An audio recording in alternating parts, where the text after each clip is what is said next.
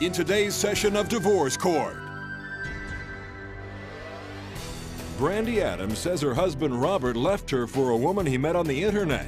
Now Brandee has just one word for him. Yes, loser. L, loser. Oh. Correct. The day he was leaving, I kept telling him, don't leave me, don't go. And he goes, no, I'm leaving. But Robert says he jumped at the chance to have a new love because Brandee treated him like dirt. At least offered a glimpse of hope that at least I could finally start being treated good, you know? Now Brandee wants him to pay, but Robert just wants a chance at a new life without her. In today's session of Divorce Court. All rise. Court is now in session. Judge Mablean Ephriam presiding. You may be seated. Good day, ladies and gentlemen. This is the matter of Brandee Adams versus Robert Adams, and I understand in these proceedings, Mrs. Adams, you're asking for a return of your furniture for the fact that you were evicted from a place due to your husband's neglect. So is your story anyway. Yes. Why I'm here is because he decided to run off to go to Florida with a woman from the internet. And therefore... On the internet? Did he run on the internet or did he go all the way to Florida? He met her on the internet. In fact, she came to our house to come get him, to take him back to Florida. Oh, no. Yes. Where were you? In the house. Oh, doing what? Having no choice but to let him walk out the door. Well, of course not. You can't make him stay, but a woman drove up to your house? Yes, she did. Knocked on your door, rang your doorbell, whatever? Yep. For your husband? For my husband. Who answered the door? I believe he did. He was expecting her. You know, he's like, his stuff's off to the side, packed and ready to go. Was that your first notice that he was having an affair with somebody on the internet? Yes. Oh, yeah. I've known about this girl from the internet for at least a month prior to the time before he actually left. He's been messing around on the computer doing cybersex and whatnot. Cybersex, and she caught your heart on the computer. You're shaking your head. No. You are a liar, according to your husband. What do you have to say, Mr. Adams? Well, Your Honor, the fact that she leaves out the part of I was receiving constant verbal abuse, physical abuse. I wasn't cheating on her. In fact, she was the one doing cybersex. You know, the thing I used the computer for was online gaming. That's it. And she taught you how to use it for other things? I didn't meet anybody till after the fact that she said she wanted to start seeing other people. So, in the fact that I got her evicted, no. She chose Wait a minute now. Wait, don't jump from her seeing other people to evicted. Let's finish this. She was on the internet meeting people. Yes. And then told you that she wanted to start dating other people. Yes, Your Honor. And as a result of that, you went on the internet to meet people? Not to meet people. I was just playing online role-playing games. So she says you met this woman on the internet. Role-playing, I bet. Yeah. How did you do that? Well, she was going through a divorce at the time, and I was relaying to her about the marriage problems that we've been having. So you started telling a stranger about what's going on in your household? I needed to talk to somebody because I felt like I was going to snap with the abuse. You know, every day I come home from work, I was the only one working. I'd get these things like she would sit there and go, you know, you're such a loser. You know, no woman's ever going to want you. You know, I deal with that. I was the only one working at the time. Wait a minute. What is this? See, Your Honor, this is what I had to deal with. Nothing. Oh, that's what this is, loser? Yes, loser. L, loser. Oh. Correct. Everybody else can vouch for this is L. And that's what you would tell him? That, for what he's done, he's lucky that's all I called him. Oh. Why don't you tell her about the fact that you were the one that cheated? Really? Yes. Why did I cheat? Why did you cheat? It doesn't matter. No, don't start that. Why did I cheat? You were the cheater. No. Because none of it is ever justified. If you're going to try to tell me I did it because he did it, and I did it because of what he did, I don't buy those explanations. No, I want to understand this role-playing that he's doing, and suddenly he starts to chit-chat with a stranger to tell her about what's going on in his household because he needed someone to talk to. Remember now, you're role-playing in his fantasy. How do you know this person is real? Why do you think this person can help you if you're in a fantasy relationship on the internet? It was somebody that I could at least vent my problems to, Your Honor. I mean, the reason I go on this game was to get away from her. You know, I was driving crazy with the fact I was the only one working. I was the only one paying the bills. I would come home and she would want me to cook for her and then clean up after her. She sat on her butt all day playing on the computer while I was at work. Like she's doing now. Why are you sitting anyway? Your Honor, I am disabled. Oh, okay. I have a blood disease that is very fatal, as I recall. So you're saying that you have an illness? Yes, I do. That the blood disease, what is it called? Phlebitis. Were you fully aware of the fact that she had a disease? Yes, and I was also... Were you fully aware of the effects of that disease? I was aware of the effects that she did not want to listen to anything the doctors told her to do. Were you aware of the effects of the disease? Like I said, she goes against what the doctors... I was in the doctor's office with her, listening to what the doctor would tell her to do. She would go against it. They'd say, stay off your feet. She would go to these dance clubs and dance all night. Oh, so you're saying that she could use her feet to dance, but couldn't use her feet to work? Yes, Your Honor. And couldn't use her feet to clean? Yes, Your Honor. And couldn't stand on her feet to cook? Yes, Your Honor. And that's what bothered you? Yes, Your Honor. And so you really didn't believe that the illness was as severe as she alleged, because it all depended on what she wanted to do, whether she'd fall back on this illness. Is that what you're trying to tell me? It wasn't the fact that I didn't believe on how the disease was. It was the fact that she didn't care about it herself. You know, there was a time when she was really... Except when she wanted you to wait on it. There was a time when she was very sick, and I saw it, and I did wait on her, no problem. I did everything she asked with no problems.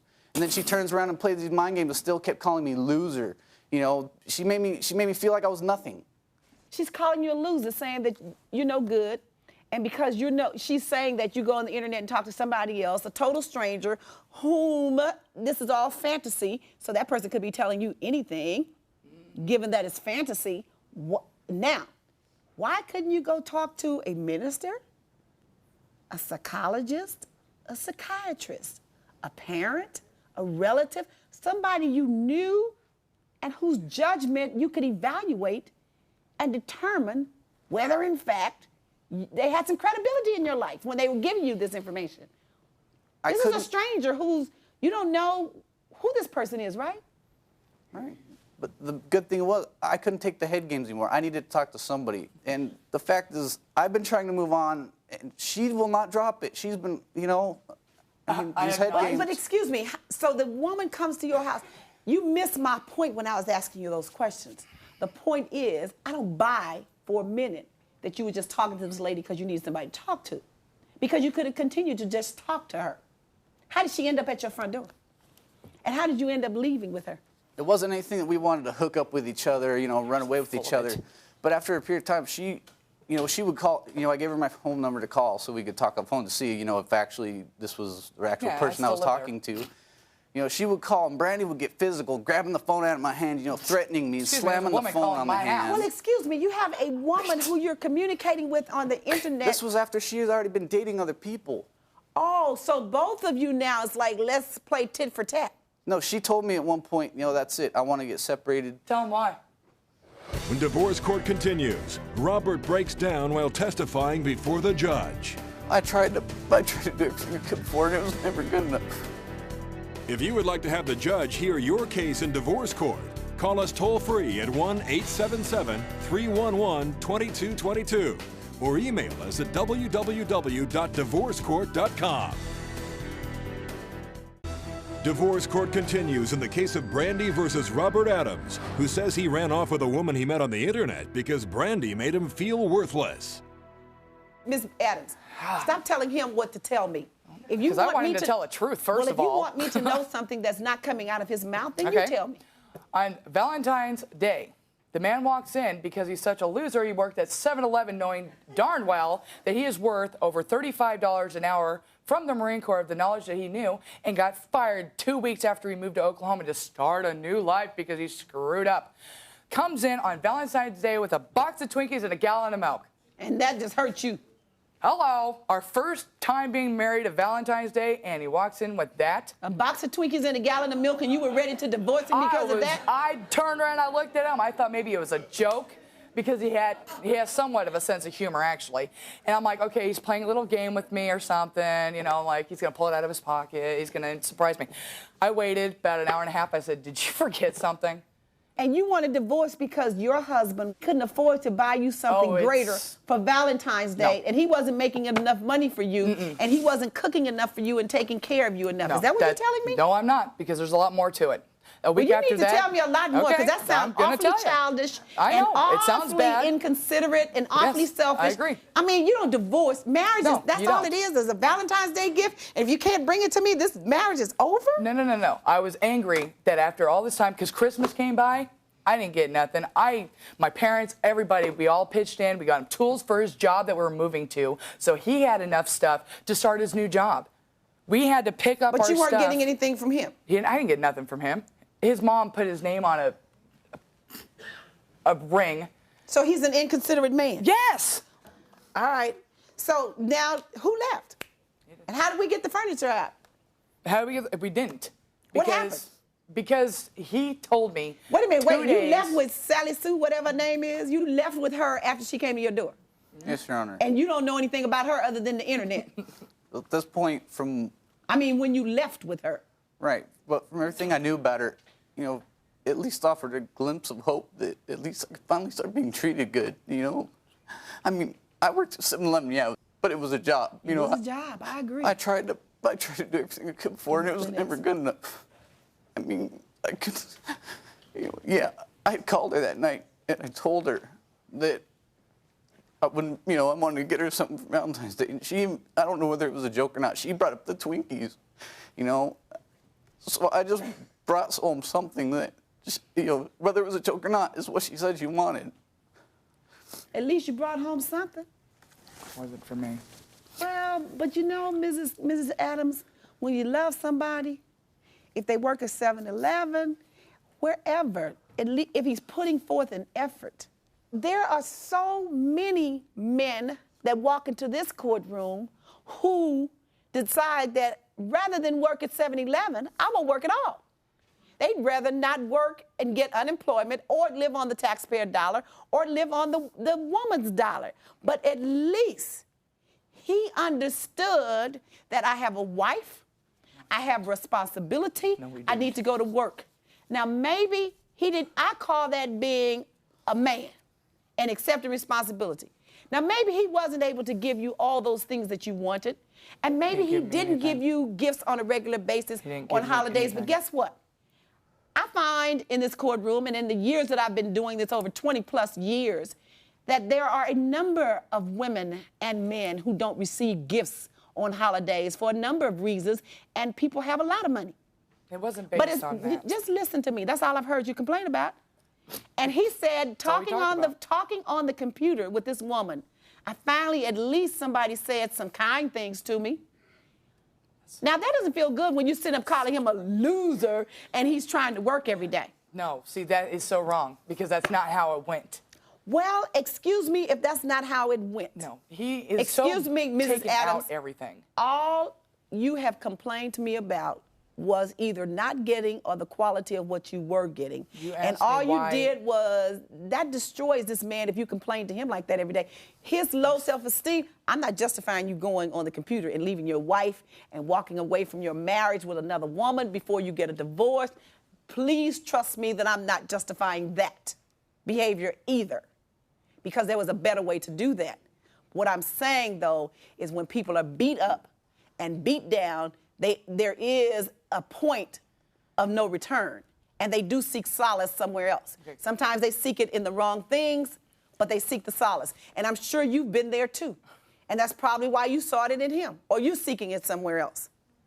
But the point is, you can't keep beating and beating and beating the person on the head. You got a picture of me of walking into this marriage and doing nothing but putting him down every 2 seconds, which that's the picture he wants all of us to create. And the truth is that I was a very giving person. I wrote him letters when he was in the Marine Corps telling him how much I cared about him every day of my life that he was in there.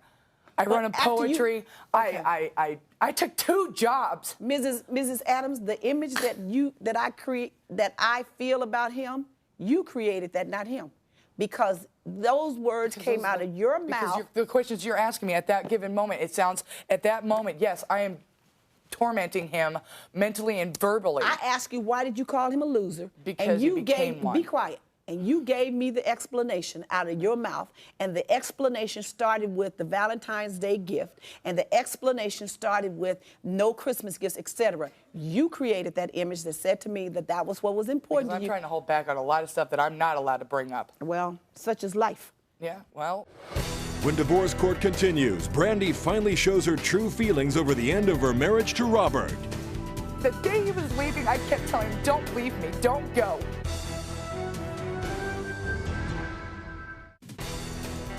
Closed captioning for divorce court provided by...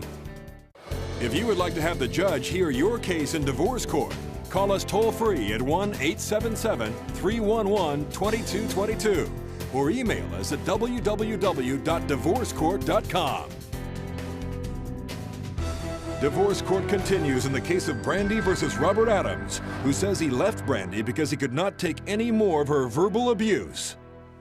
If your response to him now is in a courtroom, I can imagine what you said to him and how you spoke to him outside of this courtroom, particularly if when you were angry and you were feeling bad about his little bit of money or not doing what you thought he ought to be, or not doing what he should be doing. I can imagine the way you spoke to him. No, I didn't. Back then, I didn't have any self-esteem.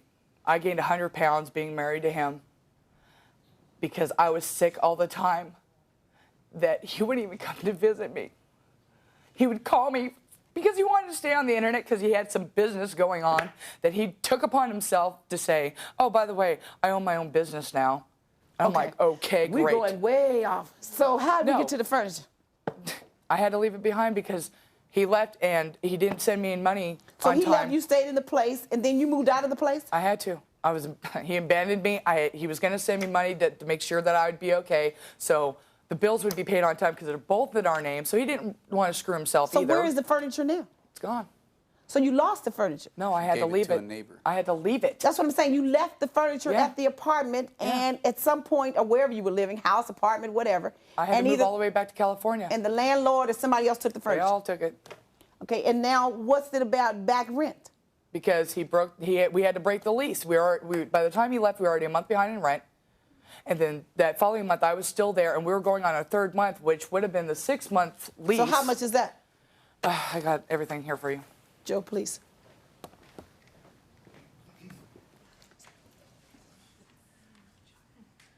So the back rent, according to this document you've compiled, was $915? Altogether, every 3 months is $305 a month. Yes. Okay, and that's what you had to pay? Have you paid it? No, it's on my credit now because we didn't pay it. All right, so that wasn't paid, and the furniture is just gone. Yeah, everything's gone. You didn't get it, he didn't get it. No.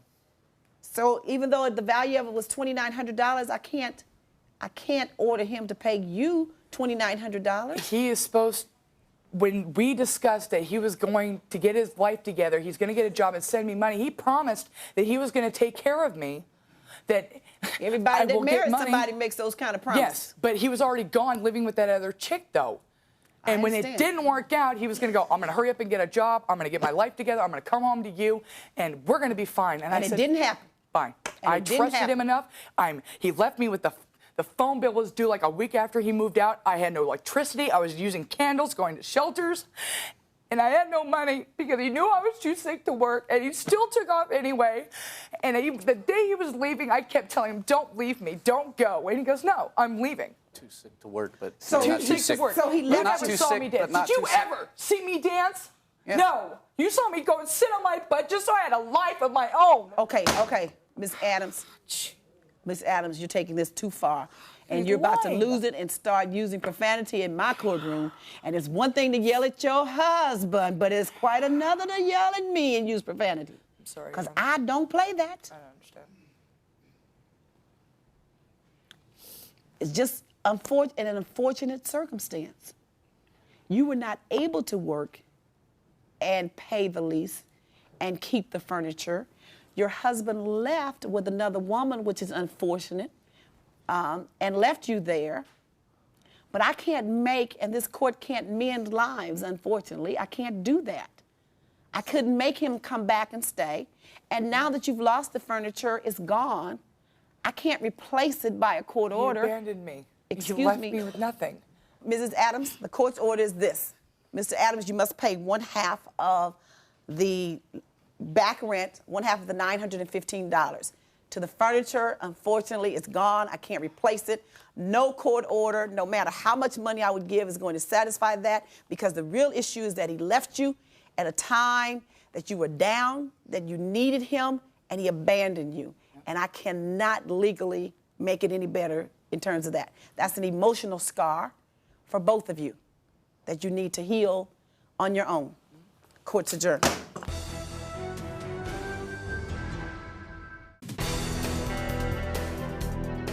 He taught me a good lesson about marriage and what it should be really about, and all the petty little things that we've seen is unnecessary. She really needs to learn to take care of herself. She always wants somebody else to pay for, and that's the biggest problem she has in her life. You know, it's just part of life, and he'll always be a part of mine somehow. That's it.